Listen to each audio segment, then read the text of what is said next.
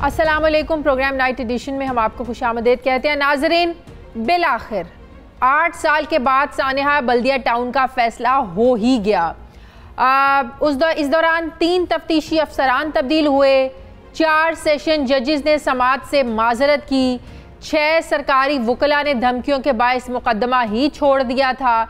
इन मुश्किलात के बाद आज कराची की इंसदाद दहशतगर्दी की अदालत ने इस मुकदमे में रहमान भोला और जुबैर चरिया को 264 मरतबा उम्र कैद और 264 मरतबा सजाए मौत, 4 मुल्ज़मान को अदम सबूत की बिना पर बरी और 4 मुल्ज़मान को उम्र कैद की सज़ा सुनाई है। अदालत ने 270 सफ़ात पर मुश्तमिल अपने तहरीरी हुक्मनामे में 60 लोगों को ज़ख्मी करने के जुर्म में मुजरिमान को 10-10 साल कैद और 1-1 लाख जुर्माना भी आयद किया है। 264 जाँबाज़ अफराद के वरसा को 2-2 लाख रुपए देने का हुक्म भी दिया है। तहरीरी हुक्मनामे में कहा गया है कि मुल्ज़मान लवाहिकीन को 27-27 लाख रुपए दियत भी अदा करेंगे, जबकि मुजरिमान को भत्ताखोरी के इल्ज़ाम में 10-10 साल कैद और 1-1 लाख रुपया जुर्माना भी अलग से उन्हें किया गया है। अदालत के तहरीरी हुक्मनामे के मुताबिक रऊफ सिद्दीकी, उमर हसन कादरी, डॉक्टर अब्दुल सत्तार और अदीब खानम के खिलाफ इस्तखासा जुर्म साबित नहीं कर सके हैं, इसलिए उन्हें बरी किया जा रहा है, जबकि मुजरिम शाहरुख, अली मोहम्मद, फजल मोहम्मद, अरशद महमूद को सहूलत फराहम करने के इल्ज़ाम में उम्र कैद की सज़ा सुनाई गई है।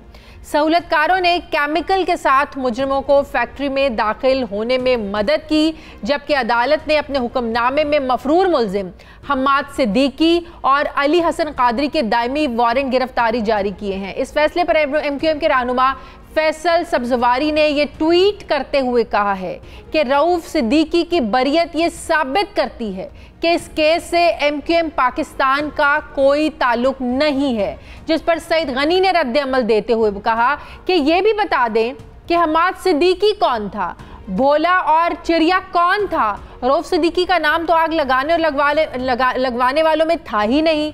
आपको बताते चले नाजरीन के सानेहा बल्दिया टाउन 11 सितंबर 2012 को पेश आया था, जिसमें 264 से जायद मजदूर जिंदा जल गए थे, 50 से जायद अफराद झुलसने से जख्मी हुए थे, 17 लाशें ऐसी थीं जिनकी शनाख्त मुमकिन नहीं थी और इन्हें बगैर शनाख्त के ही दफना दिया गया, जबकि पुलिस ने 24 घंटों के बाद मुकदमा दर्ज किया। पुलिस ने मुकदमे का चालान पेश किया तो गवाहों की तादाद 1500 थी। केस का मुकदमा पहले सिटी कोर्ट में चला और फिर सुप्रीम कोर्ट की हिदायत पर केस की समाअत इंसदाद दहशतगर्दी अदालत में हुई। इस सानेह पर 2013 में सामने आने वाले जुडिशल कमीशन की रिपोर्ट में आग की वजह शॉर्ट सर्किट और मुतल्लिका इदारों की गफलत इसको करार दिया गया था। फिर कमीशन की रिपोर्ट के बाद सिविल सोसाइटी की जानिब से भरपूर प्रोटेस्ट किया गया, एहतजाज किया गया। फिर 2015 में इस केस में अहम मोड़ तब आया जब 6 फरवरी 2015 को रेंजर्स ने अदालत में एक रिपोर्ट जमा करवाई कि क्लिफ्टन से नाजायज असलहा केस में गिरफ्तार मुल्जिम रिजवान कुरैशी ने यह इंकशाफ किया है कि बल्दिया फैक्ट्री में आग लगी नहीं थी बल्कि लगाई गई थी। आग लगाने वाला कोई और नहीं बल्कि MQM थी, जिसके बाद मुकदमे के एक और चालान में मुल्जिमान हम्माद सिद्दीकी, रहमान भोला, जुबैर उर्फ चरिया का इजाफा किया गया, इनका नाम भी लिया गया। फिर मजीद तहकीकात के लिए एक और 9 रुकनी GIT तश्कील दी गई। उस GIT रिपोर्ट में यह इंकशाफ किया गया कि MQM के आला ओहदेदार हम्माद सिद्दीकी ने 20 करोड़ रुपए भत्ता न मिलने पर बल्दिया में कायम गारमेंट्स फैक्ट्री में आग लगवाई। GIT में यह भी लिखा गया था कि वाक़े से गैर जिम्मेदाराना तरीके से निपटा गया और किसी फ़ायदे के लिए इसे इस तरह से हैंडल किया गया जिससे मुतासरीन की बजाय मुजरिमान को फ़ायदा पहुंचा।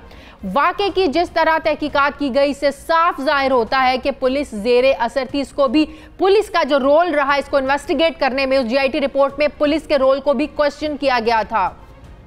इसलिए मुकदमे और पहली तहकीकात में कहीं भत्ते का जिक्र नहीं किया गया था। हालांकि GIT का यह मानना है कि इस दर्दनाक वाक़े की बुनियादी वजह थी 2016 में ये मुकदमा इंसदाद दहशतगर्दी की अदालत में मुंतकिल हुआ, जिसमें हम्माद सिद्दीकी, रहमान भोला के रेड वारंट जारी हुए। मुल्जिम जुबैर चरिया सऊदिया, रहमान भोला थाईलैंड में इंटरपोल की मदद से गिरफ्तार हुए। जिन्हें दिसंबर 2016 में फिर पाकिस्तान वापस लाया गया। रहमान भोला ने अदालत के सामने ये बयान में कहा कि 20 करोड़ रुपए भत्ता ना मिलने पर उसने जुबैर चरिया के जरिए आग लगवाई। कार्रवाई हमाद सिद्दीकी और पार्टी क़यादत की इमाम पर की गई। रहमान भोला ने यह भी कहा कि मामला दबाने के लिए हमाद सिद्दीकी, रऊफ सिद्दीकी ने मालिकान से रकम वसूल की, लेकिन जनवरी 2019 में केस के मरकजी मुल्जिम रहमान भोला और जुबैर चरिया फैक्ट्री में आग लगाने के बयान से मुकर गए थे। अदालत ने 400 से ज़ायद गवाहों के बयानात रिकॉर्ड किए। अदालती फैसले ने कई सवालात छोड़ दिए हैं, जिसमें सबसे अहम ये है कि क्या सानेहाए बल्दिया टाउन के लवाहिकीन इस फैसले पर मुतमईन हैं, मुजरमान और सहूलतकारों को क्या सज़ा मिल गई है, लेकिन भत्ता जिस पार्टी को जाता था उसके खिलाफ क्या कार्रवाई हुई, उनको तो सज़ा मिल गई जिन्होंने आग लगाई या जो सहूलतकार बने, जिनके कहने पर आग लगाई, जो इस सारे प्लान का मास्टरमाइंड था, उनके खिलाफ क्या कार्रवाई हुई, उनको क्यों सज़ा नहीं मिली। क्या भत्ताखोरी MQM के आम रहनुमा जो थे ये क्या अपनी इमां पर कर रहे थे। अदालत का फैसला गवाहों के बयानात की रोशनी में किया गया है और ऐसे लगता है कि GI2 रिपोर्ट को मुकदमे का हिस्सा नहीं बनाया गया। जबकि मरकजी मुल्जिम हमाद सिद्दीकी के हवाले से दिसंबर 2017 में ये खबरें आई थीं कि इसे पाकिस्तानी हुकाम के हवाले कर दिया गया है।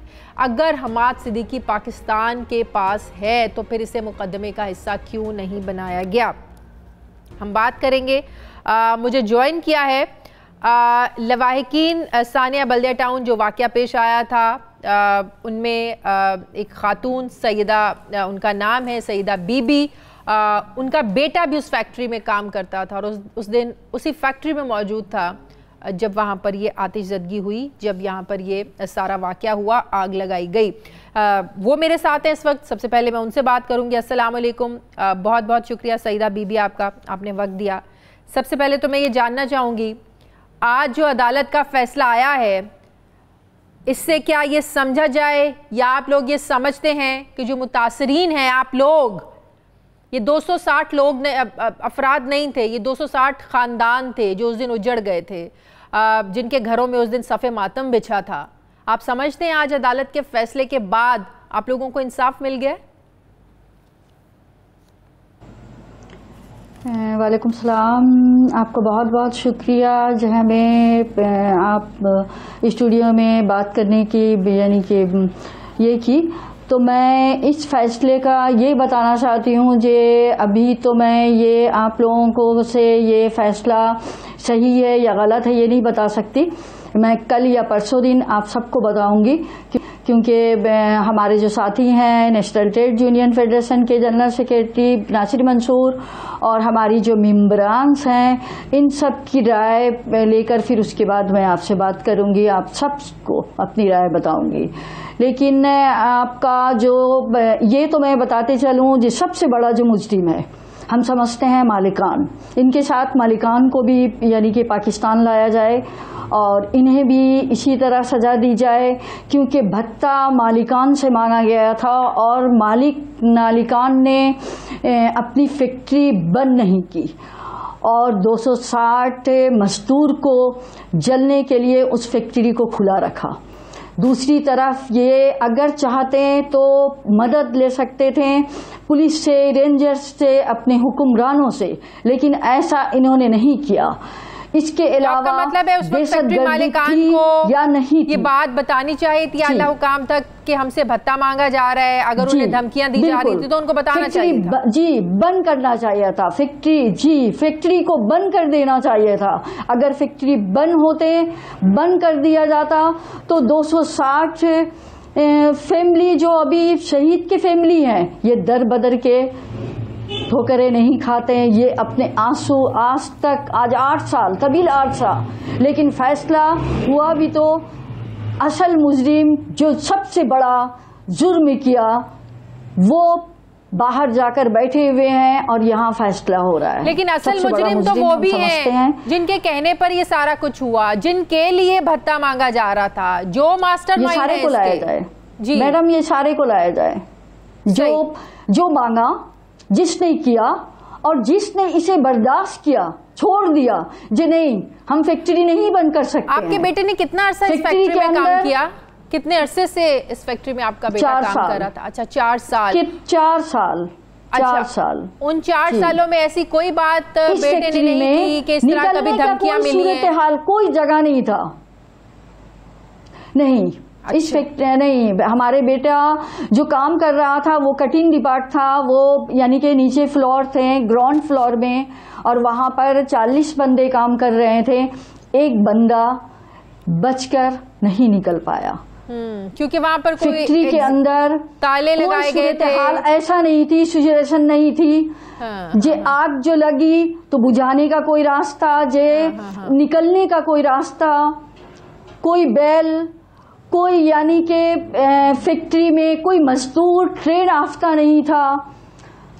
तो सेफ्टी यानी सेफ्टी के वजह से 260 बच्चे अपने जान की बाजी हार गए। सही, जाहिर है 260 जो लोग वहां पर 260 लोग काम कर रहे थे वो अपने घर वालों के लिए कमा रहे थे, जाहिर है अपने घर वालों की कफालत कर रहे थे, अपने बाल बच्चों के लिए वहां पर जो है ना वो काम कर रहे थे। इस वाक़े के बाद माली तौर पर आप लोगों को तक सपोर्ट किया गया उस वक्त हुकूमत की तरफ से या बाद में? ये हादसे के बाद तो आपकी फैक्ट्री रजिस्टर हुई, क्योंकि वो फैक्ट्री रजिस्टर नहीं थी। इस हादसे के बाद हमारे बच्चे जो मजदूर थे वो रजिस्टर हुए, और फिर मालिक ने यानी हाई कोर्ट के जरिए 2 लाख कंपनसेशन फी फैमिली को दिया। अच्छा, आप लोगों को मिला? आपको मिला 2 लाख रुपया? जी मिला, जी मिला। सही, ठीक है, ठीक है, बहुत बहुत शुक्रिया। सईदा बीबी हमारे साथ थी, अब मुझे ज्वाइन किया है नाज़रीन वफाकी वज़ीर बराए इंफॉर्मेशन टेक्नोलॉजी, सीनियर रहनुमा है MQM के अमीनुल हक साहब। अस्सलाम वालेकुम, बहुत बहुत शुक्रिया अमीनुल हक साहब आपका। अमीनुल हक साहब, 8 साल के बाद सानिया बल्दिया टाउन का अदालती फैसला आया है, क्या आप समझते हैं कि 25 करोड़ भत्ता ना देने पर जिस तरीके से 264 लोगों को, बल्कि कहना चाहिए 264 ख़ानदान उस दिन उजड़े थे, आज जो फैसला आया है जिन 2 मुजरमान को सज़ा हुई है, आप समझते हैं कि इंसाफ के तकाजे पूरे हुए हैं? सिर्फ यही 2 लोग थे, इन्हीं का प्लान था, इन्हीं ने अपने लिए भत्ता मांगा था, यही मास्टरमाइंड थे। देखिए शाजिया, मैं समझता हूं कि आज जो फैसला आया है यकीनन फैसला, मैं समझता हूं कि तमाम सियासी पार्टियों ने इस फैसले को खुशाइंद करार भी दिया है, लेकिन साथ साथ हमें ये देखना पड़ेगा क्या फैसला आने के बाद जिस तरह आपने कहा कि 264 अफराद नहीं बल्कि 264 खानदान थे, क्या उनके लोग वापस आ सकते? यकीनन नहीं आ सकते। तो ये इंतहाई जिसे कहते अफसोसनाक और दिलखराश वाक़या था, जिससे न सिर्फ पूरा कराची बल्कि पूरा पाकिस्तान खून का आंसू रो रहा था। आज जो रिजल्ट आया है, जो 8 साल के तवील अरसे के बाद, तवील इन्वेस्टिगेशन के बाद, जिसमें गालिबन 1 नहीं 2 नहीं 3 GIT बनी, और 3 GIT बनने के बाद ये फैसला आया है, तो जिन लोगों को सज़ा दी गई है, मैं समझता हूं कि बिल्कुल जो आइन और कानून के मुताबिक सज़ा दी गई है। कुछ लोगों को मफरूद भी करार दिया गया है। मैं समझता हूं कि उन लोगों को भी पाकिस्तान की रियासत की जिम्मेदारी बनती है, और मैं वफाकी हुकूमत के मेंबर होने की हैसियत से यकीनन मैं अपने इंटीरियर मिनिस्टर से मुतालबा भी करूंगा, और यकीनन वो भी कोशिश करेंगे कि जो लोग मफरूर हैं उनको भी इंटरपोल के जरिए गिरफ्तार करके पाकिस्तान लाया जाए, उनको करार वाक़ई आइन, पाकिस्तान के आइन और कानून के मुताबिक सज़ा दी जाए। अब इसमें एक आम तौर पर एक तासुर उभरता था कि MQM पाकिस्तान के हवाले से। आप सब ने देखा कि आज MQM राब्ता कमेटी के रुकन रऊफ सिद्दीकी भाई को अदालत ने बरी कर दिया। अब सवाल ये पैदा होता बरी का, आपने देखा कि पिछले 8 सालों से एक मसलसल इल्जामात रऊफ सिद्दीकी के हवाले से लगता चला आ रहा था। रऊफ सिद्दीकी माजी में भी राब्ता कमेटी के रुकन था, और आज MQM पाकिस्तान के भी राब्ता कमेटी के रुकन है। देखिए, रऊफ सिद्दीकी का कैरेक्टर आपके सामने मौजूद था। वो जिसे कहते हैं कि प्रोविंशियल मिनिस्टर फॉर इंडस्ट्रीज थे। जब यह वाकया हुआ तो वो उस मुल्क में नहीं थे। जैसे वापस आते उन्होंने पहला काम क्या किया कि पाकिस्तान के तारीख में एक नई रवायत को जन्म देते हुए सूबाई वज़ारत से इस्तीफा दे दिया, नंबर 1। नंबर 2, वो खुद अदालत में चल के गए कि मुझे फरीक बनाया जाए। फरीक बनाया गया, उनके ऊपर मुकदमात कायम हुए, गिरफ्तार हुए, गिरफ्तार होने के बाद जमानत पर रहा हुए, और आज उन्हें बाकायदा बरी कर दिया। इसका मतलब ये था कि ना लगवाने वालों में था, वो तो इस चीज में शामिल ही नहीं थे। लेकिन जी मेरी शादिया बहन, आप पिछले 8 सालों से मसलसल मुख्तलिफ टीवी चैनलों पर बड़े ऑर्गेनाइज और सिस्टमेटिक तरीके से देखती चली आ रही थी कि रऊफ सिद्दीकी का नाम मुख्तलिफ टीवी चैनल पर चलता रहा था। और आज उनका बरी करना यकीनन एमकेएम के लिए बाइस इत्मीनान भी है।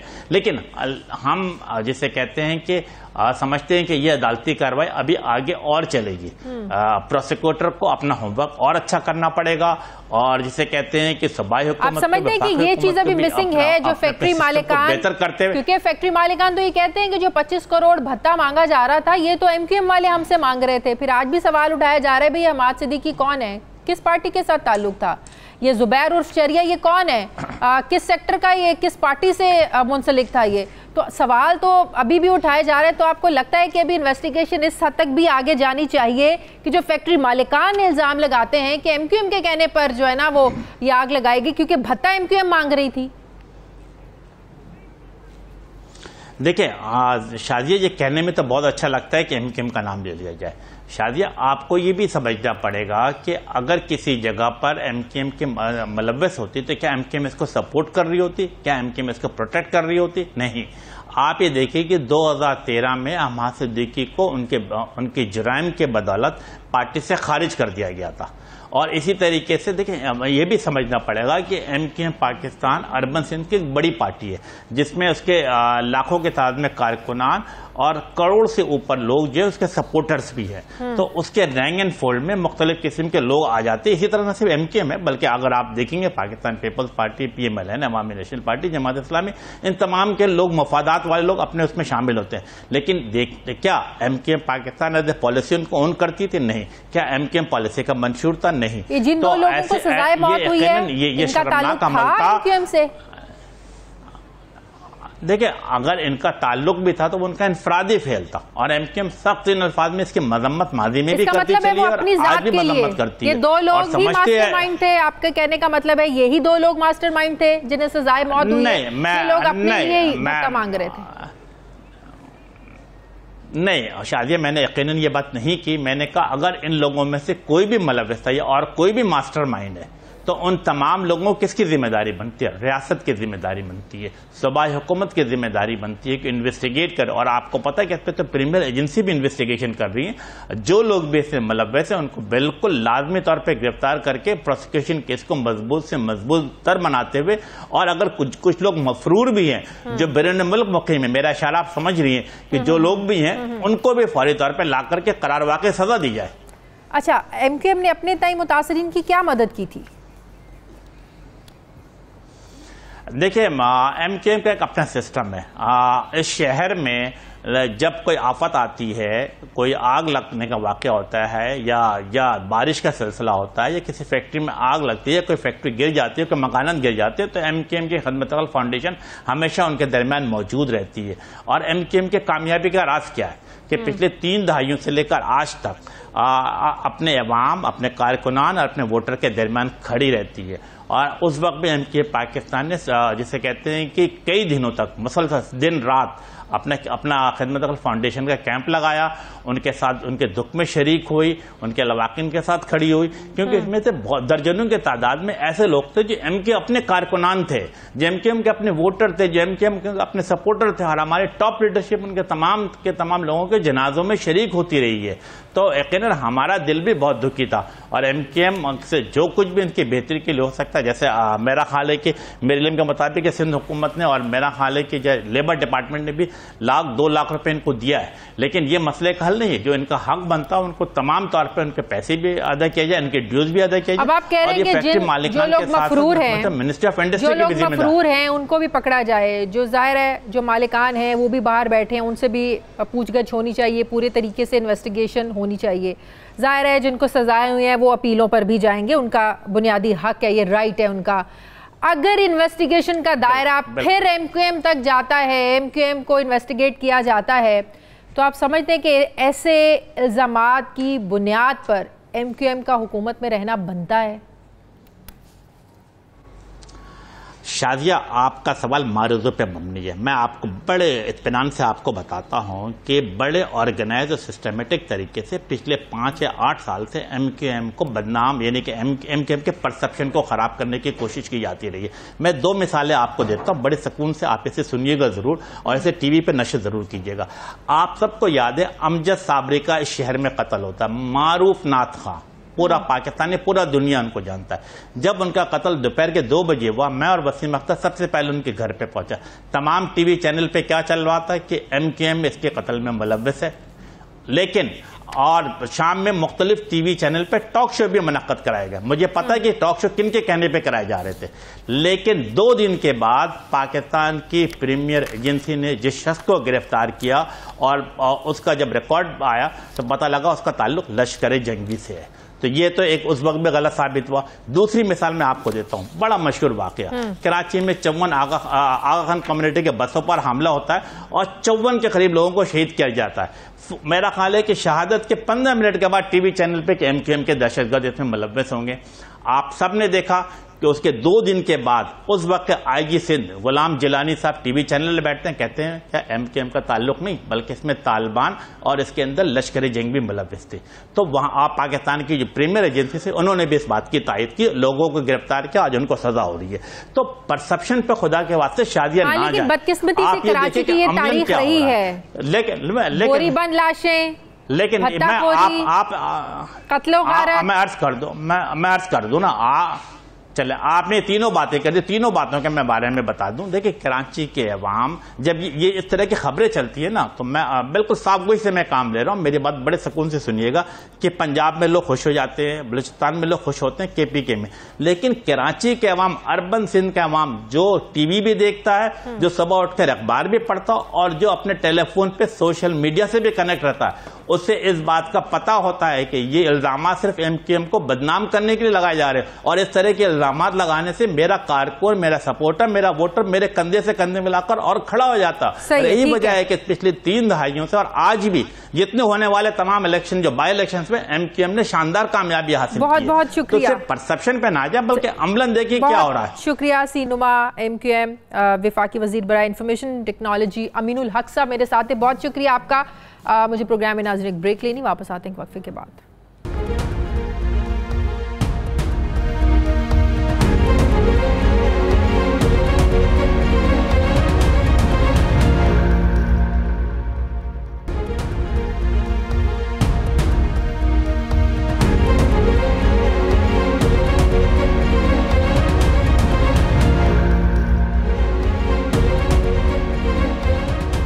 ब्रेक के बाद एक बार फिर से आपको खुशामदीद कहते हैं नाजरीन। 16 सितंबर को आर्मी चीफ और DG ISI की मुल्क के बड़े सियासी रहनुमाओं से मुलाकात हुई। इस मुलाकात का मकसद था गिलगित बल्तिस्तान को सूबा बनाने के लिए सियासी इत्तफाक राय पैदा करना, मगर ये मुलाकात उस वक्त मुख्तलिफ शक्ल इख्तियार कर गई जब इस मुलाकात में गिलगित बल्तिस्तान के इंतखाबात और नैब समेत दीगर जो सियासी मामलात हैं वो ज़ेर बहस आए। इस मुलाकात में शहबाज शरीफ, बिलावल भुट्टो जरदारी, सिराजुल हक, ख्वाजा आसिफ, एहसन इकबाल, शेरी रहमान और कुछ हुकूमती वज़रा शामिल थे। इजलास में शिरकत करने वाले कुछ रहनुमाओं के मुताबिक इजलास के तयशुदा उसूलों के मुताबिक इसे अवामी सतह पर जाहिर नहीं करना था, मगर मीडिया रिपोर्ट्स में इस मुलाकात की तफसीलात सामने आई, जिसके मुताबिक army chief general Qamar Javed Bajwa ने कहा कि फ़ौज को सियासत में ना घसीटा जाए। फ़ौज का सियासी अमल से बराह रास्त या बिलवास्ता कोई ताल्लुक नहीं है। हालिया कानून साजी, इंतखाबी इस्लाहात, सियासी उमूर या नैब के मामलात में फ़ौज का कोई अमल दखल नहीं है। ये काम सियासी क़यादत ने खुद करना है। पाक फ़ौज को सियासी उमूर में मदाखलत का कोई शौक़ नहीं है। मौजूदा मुंतखब हुकूमत जो कहेगी हम वो करेंगे। कल आप हुकूमत में आएंगे, हम आपका भी साथ देंगे। हम मुल्क में किसी को कोई भी फसाद बर्पा करने की इजाज़त नहीं दे सकते। शेख रशीद अहमद के मुताबिक अस्करी क़यादत से मुलाकात में अपोजिशन रहनुमाओं ने सिर्फ नैब पर तहफ़्फ़ुज़ात का इजहार किया, जिसके जवाब में आर्मी चीफ का ये कहना था कि चेयरमैन नैब का तकर्रुर और इलेक्शन कमीशन की तश्कील आपने की है, आप जाने और आपका काम जाने। आपका फ़र्ज़ है कि देखें कि ठीक बंदा लगाया है या गलत। आर्मी चीफ का ये भी कहना था कि ज़रूरत पड़ने पर फ़ौज हमेशा सिविल इंतज़ामिया की मदद करती रहेगी। फ़ौज नहीं चाहती कि इंतखाबात की जिम्मेदारी ले इलेक्शन कराना इलेक्शन कमीशन, निगरान हुकूमत और इंतज़ामिया का ये काम है। माजी में जब इंतखाबात हुए तनाज़ात उठते रहे हैं, इसलिए फ़ौज सिक्योरिटी की जिम्मेदारी अदा करेगी, वो भी उन इलाकों में जहां इंतज़ामिया ज़रूरी समझेगी कि लॉ एंड ऑर्डर की सूरत हाल पैदा हो सकती है। अब ऐसी सूरत हाल में कि जब आर्मी चीफ अपोजिशन रहनुमाओं को वाज़ेह अल्फाज में ये कह रहे हैं कि फ़ौज का सियासी मामलात में मदाखलत के हवाले से कोई रोल नहीं है, उसके बावजूद 4 दिन बाद जब अपोजिशन की ऑल पार्टीज कॉन्फ्रेंस होती है, उसमें मियां नवाज शरीफ की जानिब से इस्टेब्लिशमेंट पर कड़ी तनकीद की गई। आखिर क्यों? क्या इसकी वजह समझी जाए कि आर्मी चीफ साहब ने जो बातें की और कहा कि फ़ौज का सियासी मामलात में कोई रोल नहीं है, कोई किरदार नहीं है, क्या अपोजिशन इससे मुतमईन नहीं हुई? इस पर मैं बात करूंगी। मुझे ज्वाइन किया है दिफाई तज्ज़ियाकार जनरल रिटायर्ड नईम खालिद लोधी साहब ने। अस्सलाम वालेकुम, बहुत बहुत शुक्रिया नईम खालिद लोधी साहब आपका। जनरल साहब, ये बताइएगा कि APC से 4 दिन पहले जब सियासी जमातों के पार्लिमानी रहनुमाओं की DG ISI आर्मी चीफ से मुलाकात होती है, नैब की कारकर्दगी पर अपोजिशन जमातों की जानिब से तहफ़्फ़ुज़ात का इज़हार किया जाता है, आर्मी चीफ साहब ये कहते हैं कि फ़ौज का सियासी अमल से बराह रास्त या बिलवासा कोई ताल्लुक नहीं है, लेकिन उसके बावजूद हमने देखा कि 4 दिन के बाद इतवार वाले दिन जो APC होती है, जिसका महवर ही लग रहा था, वाज़ेह एजेंडा लग रहा था कि सिर्फ इस्टेब्लिशमेंट को ही टारगेट करने के लिए शायद ये APC रखी गई है, इसके बावजूद भी अपोजिशन क्यों मुतमईन नहीं हो सकी, ये कहने के बावजूद भी कि फ़ौज का सियासत में कोई रोल नहीं है? जी बहुत शुक्रिया। मेरे ख्याल जो पहली बात है, जैसे इनको ये इकट्ठे हुए और बातचीत की, वो तो बड़ा अच्छा मैं समझता हूँ अमल था, क्योंकि वो कहते हैं ना कि दिलों की उलझनें बढ़ती रहेंगी अगर कुछ मशवरे बाहम ना होंगे। तो अगर आपको शिकायत हो एक दूसरे से, तो उसका बेहतरीन तरीका ये है कि बजाय इसके कि पब्लिक फोरम्स इस्तेमाल किए जाएँ, आप बैठ के बात करें, अपने तहफ़्फ़ुज़ात का इजहार करें, आप समझ लें, जवाब ले लें, तो मेरा ख्याल है कि वो एक बेहतर तरीका है। लेकिन हम अच्छी तरह जानते हैं कि ये ह्यूमन साइकोलॉजी है और फिर पॉलिटिक्स की अपनी साइकोलॉजी है। पॉलिटिकल जब आपने कोई माइलेज लेना हो, तो फिर आप ये नहीं देखते कि कल बात क्या हुई है और क्या कोई वादा किया है या हमने सवाल किया है या सवाल नहीं किया है। फिर आप ये देखते हैं कि मेरी पॉलिटिकल सर्वाइवल किस चीज़ में है, मुझे पॉलिटिकल एडवांटेज किस चीज़ में है। तो जो कुछ हुआ, मैं ज़्यादा पॉलिटिक्स पे हालांकि तबसरा नहीं करता, क्योंकि मैं नहीं समझता कि मुझ में कोई ऐसी शुद्ध बुद्ध है इसकी सियासियात की। लेकिन साफ नज़र आ रहा था कि जो कुछ वहाँ पर हुआ बाद में, वो पॉलिटिकल माइलेज के लिए था। और मैं ये समझता हूँ कि जिसको कहते हैं ना कि आखिरी तुर्ब का पत्ता खेल दिया कम अज़ कम एक पार्टी के सरबराह ने, जिसका ये मतलब है कि अब बिल्कुल क्लियर हो जाएगा दूध का दूध और पानी का पानी कि अवाम उनके साथ हैं या अवाम उनके साथ नहीं है। नवाज शरीफ का लहजा, बयानिया जितना सख्त और जितना हैवी था, उसके बरक्स जब आपने भी देखा होगा शहबाज शरीफ साहब की जो बॉडी लैंग्वेज थी या उन्होंने भी जो बातें की, वो सख्त लबो लहजा नहीं था, बल्कि उल्टा वो तो आपको नहीं लगता कि वो परेशान लग रहे थे? जाहिर है 4 दिन पहले जब अस्करी क़यादत से इन लोगों की मुलाकात हुई, तो ऐसा तो नहीं हो सकता कि शहबाज शरीफ साहब ने नवाज शरीफ साहब को बताया ना हो और ये ना कहा हो कि जो अस्करी क़यादत है उनका ये बयानिया है कि फ़ौज का कोई रोल नहीं है सियासत में, उनका कोई किरदार नहीं है। उसके बावजूद आपको नहीं लग रहा था कि शायद ये शहबाज शरीफ साहब के लिए बड़ा सडन था कि बताने के बावजूद भी शायद वो एक्सपेक्ट नहीं कर रहे थे कि नवाज शरीफ साहब जो है इतना सख्त बयानिया लेकर APC में बैठने वाले हैं? जी वो असल में हम भी जानते हैं, आप भी जानते हैं, तो कोई ढकी छुपी बात नहीं है कि थोड़ा सा टेंशन इस पार्टी के अंदर भी है। और वो है जिसको हम कहते हैं मौरूसी सियासत की जड़ें इतनी मजबूत हैं कि सबका ये ख्याल है कि मेरा बेटा या मेरी बेटी मेरे बाद ये संभाले, इसको क्या कहना चाहिए, किंगशिप ही कहना चाहिए, और किसी और के हाथ में ना जाए, चाहे वो भाई क्यों ना हो। तो वो एक मसला है। बल्कि मैं ये कहूँगा कि शहबाज शरीफ साहब का भी रवैया मुख्तलिफ था और आसिफ जरदारी साहब का भी रवैया इतना डायरेक्ट नहीं था।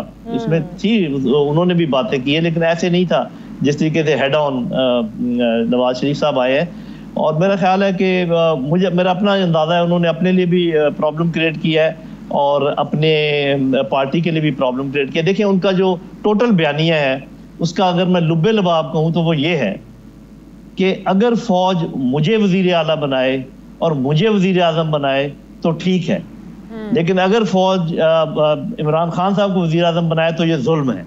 ये जो मैंने जुमला कहा ये उनका लुब्बे लबाब है। सही। एक आखिरी सवाल का जवाब दे दें जनरल साहब, वो ये कि नवाज शरीफ साहब ने जो सारी बातें की वो उनका जो एक माजी में इस्टेब्लिशमेंट के साथ जो एक कह लें तजर्बा रहा है, तल्ख उनका माजी रहा है, उसके बारे में वो बात कर रहे हैं।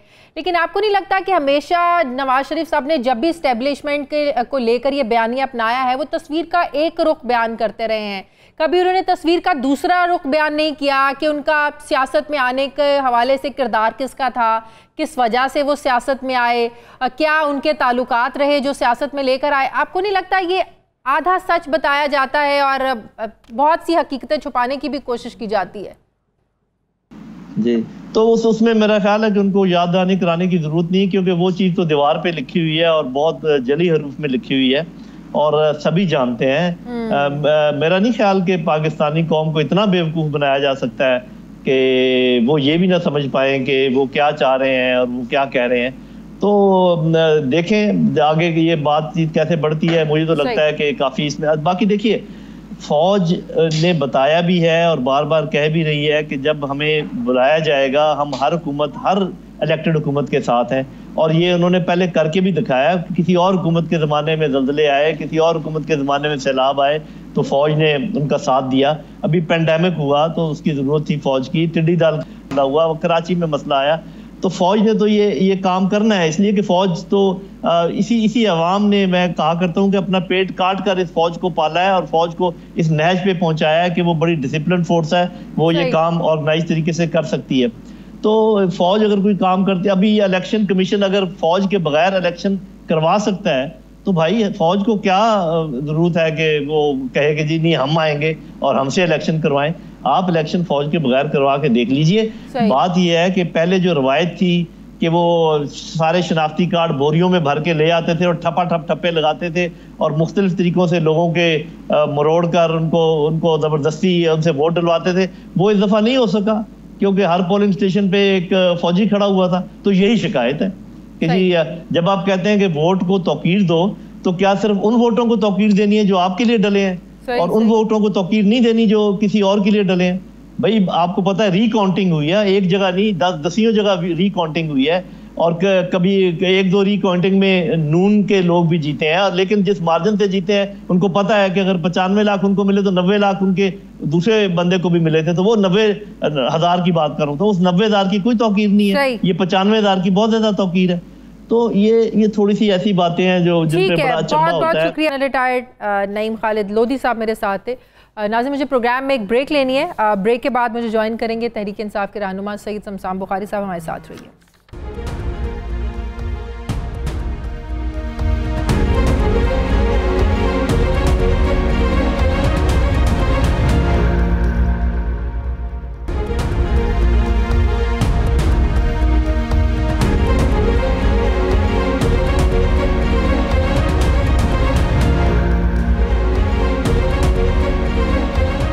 ब्रेक के बाद एक बार फिर से आपको खुशामदीद कहते हैं। मुझे तहरीक इंसाफ के रहनुमा सैयद शमशाम बुखारी साहब ने मुझे ज्वाइन किया। अस्सलाम वालेकुम, बहुत बहुत शुक्रिया शमशाम साहब आपका।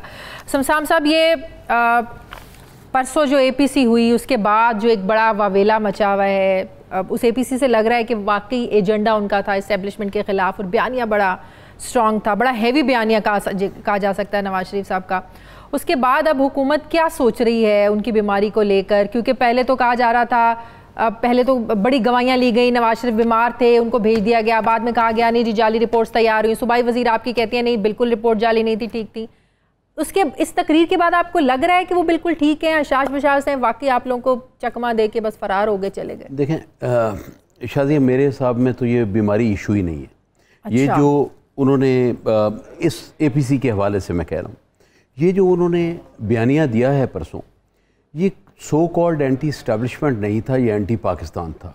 आप यकीन कीजिए मेरी एक आदत है, मैं हद से ज़्यादा बढ़ के किसी पे तनकीद नहीं करता, मैंने उनकी बीमारी पे कभी तनकीद नहीं की, मगर मेरा दिल बड़ा दुखा है उनके बयानिया के साथ, क्योंकि अगर आप उनका बयानिया को गौर से देखें और उसकी टाइमिंग देखें, उसकी टाइमिंग क्या है कि इंडिया और चाइना जो है वो हैंड्स ऑन हुए हैं और जहाँ पे चाइना की और इंडिया की टसल बनी हुई है, वहाँ पे अगर चाइना गेन करता है, जो इंशाल्लाह करेगा, तो वो हमारे लिए फ़ायदामंद है, सूदमंद है, हमारे कारगिल वाले इलाके के लिए, स्कर्दू के लिए, इंडस के लिए, हर चीज़ के लिए। और वहाँ पे इंडिया का कोई हक भी नहीं है, जिसे LAC कहते हैं, लाइन ऑफ एक्चुअल कंट्रोल, वो it's more of an imaginary thing, वो कोई ऐसी चीज़ नहीं है, लोगों को पता नहीं। मुझे तो ये लगता है कि ये फॉरेन फंडेड APC थी। अच्छा। और इसको जिस तरह नवाज शरीफ साहब ने और मौलाना ने जिस तरह हाईजैक करने की कोशिश की है, तो ये एंटी एस्टेब्लिशमेंट एलिमेंट कह लेना तो बड़ा आसान है ना। हमारे बहुत सारे लिबरल हैं जो इस मुल्क में रहते भी नहीं हैं, मगर इस मुल्क पे बड़ा वो उनकी तकारीर होती हैं, उनके फ़लसफ़े झाड़ते हैं, वो ये करते हैं। मगर ये तो एक हिट थी उस वक्त में कि जब इंडिया एक शरारत पे सिर्फ नवाज शरीफ साहब की तरफ से थी। आप तकरीर देखें, शहबाज शरीफ की देखें, जरदारी साहब की देखें, वो लहजे वैसे नहीं थे। अगर आप गौर करें तो इसमें नवाज शरीफ साहब और इसमें जो है मौलाना, उनका तो क्लियर कट जो वो जिस पे बात कर रहे थे, मैसेज था, वो एजेंडा ही वो है जो आजकल इंडियन एजेंडा चल रहा है, या एंटी पाकिस्तान एजेंडा चल रहा है, या एंटी फौज एजेंडा चल रहा है। और आजकल आप देखें जो इंडिया ने जो बॉर्डर्स पे हालात किए हुए हैं, और हमारी एक डिबेट चल रही है जिसमें हम किसी का मजरू किए बगैर हम ये चाहते हैं कि हमारा एक जो CPEC वाला कॉरिडोर है, हमारे जो डैम्स बन रहे हैं, जो नहीं बन रहे, हमारी एक जो पूरा सेंट्रल एशिया के साथ हम मिल रहा है, ये बयानियाँ उस हर चीज़ की मुखालफत में था, और मैं समझता हूं पाकिस्तान की मुखासमत में था। और शहबाज शरीफ साहब की शक्ल मुझे वहां ये नजर आई कि एक मजबूर आदमी होता है, इधर भी नहीं जा सकता, इधर फैसला नहीं कर सकता, मैं क्या करूंगा और क्या नहीं। परेशान थे, उनको जैसे कुछ मतलब जैसे उनके ऊपर से होकर वो चीज़ आ रही थी, मगर वो बात नहीं कर रहे। मगर अगर वो उसको कॉन्ट्राडिक्ट नहीं करते तो इसका मतलब है वो भी हिस्सा है उसका। तो ये बड़ा अनफॉर्चुनेट है। वो सियासत पे उनको तकरीर करने का, उनको इतराज़ करने का, PTI पे तकरीर करने का, PTI की हुकूमत पे, वजीरों पे, किसी पे उनको हक है, मगर पाकिस्तान पे और पाकिस्तान के मफाद को ज़रब लगानी ये किसी और का एजेंडा है, ये किसी पाकिस्तानी मुहिब वतन का एजेंडा नहीं हो सकता। अच्छा, आप लोग तो अपनी पार्टी का बयानिया एक कर लें, विफाक से कुछ आवाज़ आती है, सूबे से कुछ आवाज़ आती है। विफाक कहता है भाई जाली बीमारी, प्रोपेगेंडा, मैनिपुलेट किया गया, रिपोर्ट्स जाली बनाई गई, बस भगाने का जो है ना बंदोबस्त किया गया। आपकी सूबाई वजीर कहती हैं मेडिकल रिपोर्ट्स भी ठीक थी, मेडिकल बोर्ड बनाया, डॉक्टर ताहिर शमसी जिन्हें वहाँ कराची से बुलाया, डॉक्टर फैसल सुल्तान जो आज विफाक में बैठे सेहत को सारे मामलात को देख रहे हैं, सबकी गवाहियाँ, सबकी रिपोर्ट्स शामिल, उसके बावजूद विफाक और सूबे का बयानिया अगर एक नहीं है, ये तो क्वेश्चन आप लोगों पे उठेगा। नहीं देखिए शाजिया, अभी हम बात इससे बड़ी कर रहे थे ना, एक शख्स की बीमारी की बात तो नहीं है। वो 3 दफ़ा वज़ीर आज़म रहे हैं, कोई ऐसी बात नहीं, मगर किसी और का वालिद, किसी और का भाई, किसी और का बेटा भी बीमार हो सकता है ना, उनको तो हम डिस्कस नहीं करते। बात यह है कि यहाँ पे एक हाइप क्रिएट कर दी गई, आपको पता है जिस तरह है। मैं उन चंद लोगों में से था जो उनकी बीमारी पे ना कभी बोला, ना आप भी नहीं बोलूँगा उनकी बीमारी पे, मगर मुझे आप ये बताएं कि यहाँ वो कह रहे हैं कि वो जहाज पे जाने के काबिल भी नहीं, पता नहीं एयर एम्बुलेंस लानी पड़ेगी, क्या करना पड़ेगा, क्या मैं आपको पता है मैं दुखा हुआ हूँ इनके इस बयानिए से, ये जो मुल्क के खिलाफ उन्होंने किया है। तो ये उन्होंने उधर वो जाके अब कितने महीने, कहने का मतलब है एक बीमार बंदे का ये बयानिया नहीं हो सकता। कितने महीने हो गए उनको गए हुए, अब शवाहिद जो है 10 महीने, इस वक्त रात है, आपको अगर इसको दिन साबित करना है तो शवाहिद से करना है ना। फिर रोशनी होनी चाहिए, सूरज होनी चाहिए। अगर वो सियासत भी कर रहे हैं और सियासत भी खुल के एंटी पाकिस्तान कर रहे हैं, और दूसरा ये कि जगह जगह पे वो मूव कर रहे हैं, और आजकल आप देखें जब से ये बोल रहे हैं इल्ताफ हुसैन को भी बोलने की जरूरत नहीं पड़ रही, अब शायद ये जगह ले रहे हैं वो उसकी। तो बात ये है कि उनकी बीमारी का तो डॉक्टर्स बताएं, डॉक्टर यास्मीन राशिद साहबा जो कहती हैं उनको जाहिर है वो रिपोर्ट्स आई होंगी, मगर एक चीज़ जो हम नहीं मानते, मेरे जैसे लोग जो ये कहते हैं कि ठीक है अपनी चीज़ें एक्सेप्ट करनी चाहिए। हमारे सफ़ों में भी एक चीज़ थी कि अगर ये वाकई इतने बीमार हैं, खुदा न खास्ता इनको कुछ हुआ, तो कोई ये ना हो कि एक इस पे कोई सियासी शो किया जा सके। अल्लाह हर किसी को जिंदगी नहीं देखिए शाजिया, जिंदगी अल्लाह हर किसी को दे, किसी की बीमारी का मजाक भी नहीं उड़ाना चाहिए, मगर एक बीमार आदमी को बिस्तर पे होना चाहिए, एक बीमार आदमी को इस तरह तो ऐसी बीमारी तो नहीं है कि वो चल फिर ऐसे तो नहीं चल फिर तो नहीं सकते, मगर चल फिरने के उनको अपनी बीमारी का इतना फ़र्क है कि उनकी चीज़ें भी इतनी कॉम्प्लिकेटेड है जो नहीं हो सकती। मतलब वो कहते हैं कि जिनको ऑपरेट करना भी बड़ी कॉम्प्लिकेटेड है, मगर जब मुल्क के ऊपर कॉम्प्लिकेटेड इश्यूज पे बात आए तो वो बात करें जो इंडियंस कर रहे हैं या जो पाकिस्तान के दुश्मन कर रहे हैं, तो बात समझ में नहीं आती। अब अपोजिशन की एहतजाजी तहरीक लॉन्ग मार्च शुरू हो रहा है, ज़ाहिर है पंजाब से शुरू होगा, काफिले जाएंगे, आप लोगों का धरना, पीटीआई का धरना कौन भूल सकता है, जो लाहौर से चला था, पूरे मुल्क से काफिले चले थे। कैसे आप लोग इसको टैकल करेंगे? पहली बात तो ये कि ये कुछ नहीं होने वाला। अच्छा। और दूसरी बात ये कि पीटीआई का धरना बहुत बड़ी एपीसी थी। बहुत बड़ी एपीसी थी, मगर फैसले भी बड़े थे। जिस एपीसी का एजेंडा ही पाकिस्तान के खिलाफ था, वो क्या एपीसी थी? एक पेज पे तो ये जान ही सकते। आपके खिलाफ है, लॉन्ग मार्च 100 दफा खिलाफ हो। मुझे तो यहाँ तक पता है कि लोगों ने इनको कहा है, जहाँ मौलाना इनको कहते रहे कि जी, उन्होंने कहा जी हमने इस्तीफे नहीं देने। मौलाना कहा चले कह तो लेने दें, जिस एपीसी का वजूद ये हो उसमें क्या है कि और फिर ये पर्चियां बदलते रहे, किसने तकरीर किसकी करनी है, किसने क्या करनी। It was a chaos. इन्होंने एक बना के बेसिकली एक शो करना चाहते थे कि ये करें तो केसेस हट जाइए। अब पीटीआई का क्या है कि इमरान खान आया है इस एजेंडे पे कि उसने एहतसाब करना है, कोई अपना हो, पराया हो, अपनी पार्टी से हो, दूसरे से हो, उसको एहतसाब करना है जिसका अवाम के साथ वादा है। तो ये एपीसी ना तो इमरान खान को डरा सकती है, ना ये कोई जो किसी पे ये मनी लॉन्ड्रिंग है, ये शवायद हैं, मनी ट्रेल नहीं दिए दे पा रहे, उनको आप कैसे जो कर सकेंगे? इसी बात पे तो मैं ये कह रहा हूँ कि इसी बात पे तो रोती है कि हमें तो इन्वेस्टिगेशन सतह पे ही जो है ना गिरफ्तार कर लिया जाता है, 6-6 महीने अंदर डाल लिया जाता है। आप लोगों के साथ तो ऐसे नहीं होता। इन्वेस्टिगेशन की देखिए, जो पीपल्स पार्टी पे जितने भी केसेस हैं, आप लोगों को तो अब आजकल रिसर्चर भी मुहैया है और बड़ी अच्छी बात है। आप लोगों के दौर में नहीं बने, मैं हमारे दौर में नहीं बने, ये उनके बनाए हुए हैं। हाँ। ये एक दूसरे के पेट फाड़ते रहे और एक दूसरे को कहते रहे घसीटेंगे, ये पता नहीं बैठते कैसे आजकल। या तो वो गलत था या ये गलत था। ये कौम को ये तो बता दें कि उस वक्त ये झूठ बोल रहे थे या आज झूठ बोल रहे हैं। लेकिन चले झूठ भी बोल रहे हैं आपस का, जब ये एक दूसरे को मिलकर बचाने की कोशिश भी कर रहे हैं, मुल्क के और मुल्की अदारों की तो जान छोड़ दें। ठीक है, बहुत बहुत शुक्रिया तहरीक इंसाफ के रहनुमा सैयद बुखारी साहब मेरे साथ। मुझे प्रोग्राम में नाज़रीन ब्रेक लेनी, वापस आते हैं छोटे से वक्त के बाद।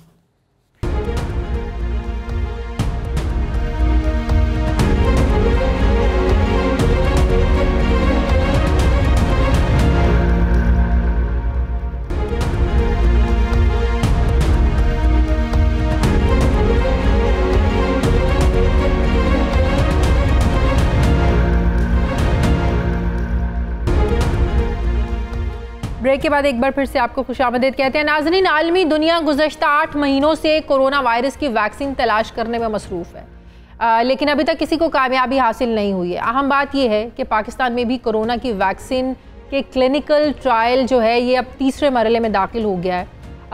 NCOC के मुताबिक इस वैक्सीन का पहले और दूसरे मरहले में ट्रायल जो हैं ये चीन में हुए थे।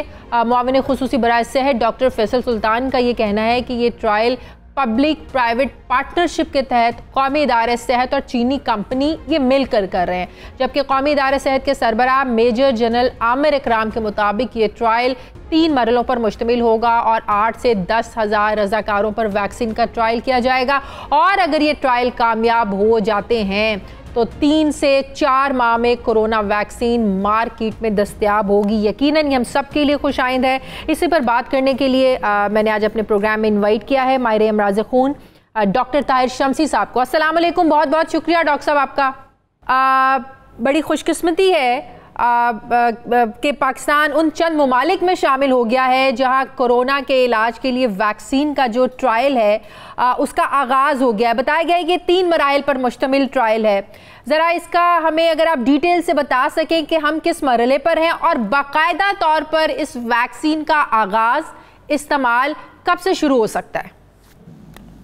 चलिए, बहुत बहुत शुक्रिया। और यकीनी तौर पे आपने बहुत ही अहम आज बड़ा दिन है पाकिस्तान के लिए कि हमारी NCOC में असद उमर साहब ने और डॉक्टर फैसल सुल्तान ने और मेजर जनरल आमिर इकराम ने आज पूरी कौम को खुशखबरी सुनाई है कि जो फेज़ 3 ट्रायल का 3रा जो मरहला होता है किसी भी दवा की या ट्रीटमेंट के डेवलप होने में, वो पाकिस्तान में अभी तक 70 साल 72 साल तारीख में पाकिस्तान की पहली मरतबा किसी भी ट्रायल का, किसी भी वैक्सीन के ट्रायल का ये मरहला पाकिस्तान में शुरू हो गया। इंतहाई खुशी की बात है और मैं मुबारकबाद पेश करता हूँ हुकूमत पाकिस्तान को इस सिलसिले में।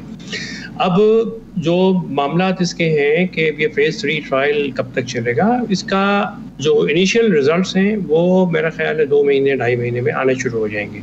लेकिन इसका जो लॉन्ग टर्म सेफ्टी है उसको देखने के लिए कम अज़ कम 12 महीने से और 24 महीने के दरमियान टाइम टाइम लगेगा। डॉक्टर साहब, एक और क्वेश्चन जो मेरा सुबह से जहन में था जब ये पता चला कि वैक्सीन का जो ट्रायल है इसका आगाज़ हो गया, वो ये कि जब वैक्सीन मुकम्मल तैयार हो जाएगी तो इसका इस्तेमाल कैसे होगा। जैसे हम बच्चों को मुख्तलिफ वैक्सीनेशन के टीके लगवाते हैं, जैसे मलेरिया है, हेपेटाइटिस है, टीबी है, इससे बचाव के हम लगाते हैं ना बच्चों को। तो इस अब जबकि ये बीमारी हर जगह फैली है, बच्चे से लेकर बड़े से लेकर बूढ़े तक हर कोई इससे इफेक्ट हुआ है, तो जब ये वैक्सीन आ जाएगी तो हर एक को बस लगवाना लाजमी होगा या तब कोई लगवाएगा जब ये पता चलेगा कि ये हो गया। एक दूसरा बहुत अहम तरीन सवाल, पाकिस्तान के जो डायनामिक्स हैं कोविड के हवाले से वो दुनिया के तमाम ममालिक से मुख्तलिफ अभी तक साबित हुई हैं। और देखिए, वैक्सीन लगाने का मकसद ये होता है कि वैक्सीन लगाकर और किसी इंसानों को, आबादी को आप कोरोना वायरस के खिलाफ क़ुव्वत मुदाफ़ियत पैदा कर दें।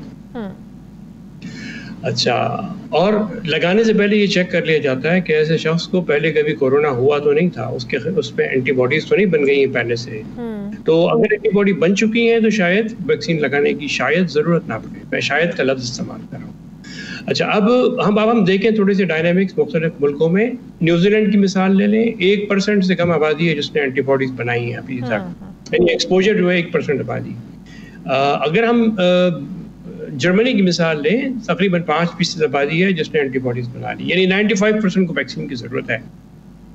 अब हम ले लें बरतानिया की मिसाल, जहाँ पर अभी लॉकडाउन के बजाय कर्फ्यू का लफ्ज़ इस्तेमाल किया वज़ीर आज़म साहब ने वहाँ के, और 2 दिन के बाद से कर्फ्यू लग रहा है वहाँ। सेकेंड वेव आ चुकी है, बड़ी शिद्दत से आई है।